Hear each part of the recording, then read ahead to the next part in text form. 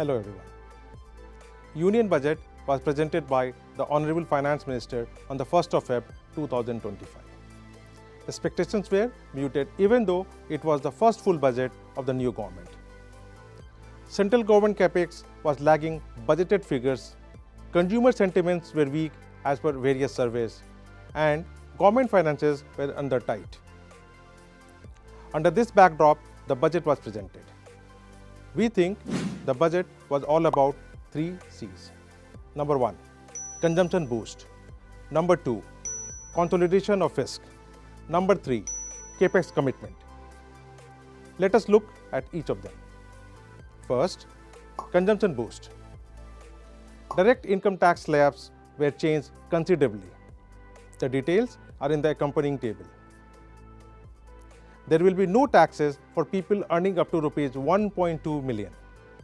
This limit was earlier pegged at Rs 0.7 million. Tax slab and rate changes will lead to tax savings ranging from Rs 30,000 to Rs 1,10,000 for individuals. Households with income of Rs 1.2 million to Rs 5 million are the biggest beneficiaries. Our estimate is that this pure middle income household will get nearly 70% of the potential Rs 1 trillion announced benefit. As per government estimates, this will lead to cumulative disposable income boost of Rs 1 lakh crore or Rs 1 trillion. It is a boost of approximately 0.3% of GDP. Increase in limit on Kisan Credit Card (KCC) from Rs 300,000 to Rs 500,000 for 77.5 million farmers will provide massive boost to their discretionary consumption. Total outstanding loan under KCC is Rs 9.8 trillion. Even if we assume that 50% of 77.5 KCC users use their upper limit of Rs 500,000, this could lead to Rs 3.3 trillion worth of incremental boost to rural India. Now, number 2, consolidation of fiscal. The government targets to reduce its fiscal deficit to around 4.4% of GDP in fiscal 26, down from 4.8% in the fiscal 25 revised estimates as a part of its fiscal consolidation strategy. We view it as a significant positive for macro stability. The government has given trajectory for debt to GDP ratio for the next 5 years. From fiscal 27, the government highlighted that it would endeavor to keep fiscal deficit in each year from fiscal 27 till fiscal 31 such that the central government debt is on declining path to attain a debt to GDP level of about 50% by the end of March 31, 2031. As for fiscal 25 revised estimates, this ratio is 57.1%. End of glide path aligns with the end of the 16th Finance Commission cycle.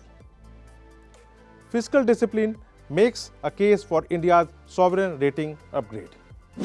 Now, number 3, capex commitment.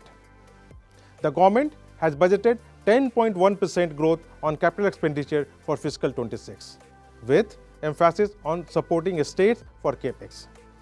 This comes on the back of reduced fiscal 25 revised estimate of 10.2 trillion from the budget estimate of 11.11 trillion. The budgeted growth of 10.1% is a small acceleration over 7.3% seen in fiscal 25 revised estimates. Overall, fiscal 26 capex growth estimates are in line with the nominal GDP. Fiscal 26 capex is split majorly between railways, roads, defence and transport to states, which together constitute 78% of the total. However, incremental capex comes from new schemes, defence and state transfer. The spending on roads is slightly lowered and on railways it is flat. Internal and extra budgetary resources (IEBR) is expected to rise by 13% as per budget documents.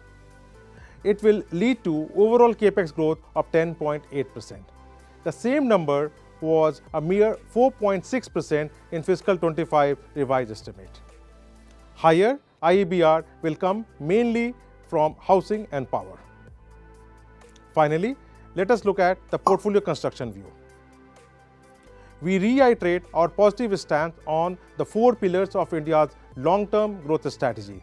They are manufacturing, infrastructure, consumption, and financialization of savings.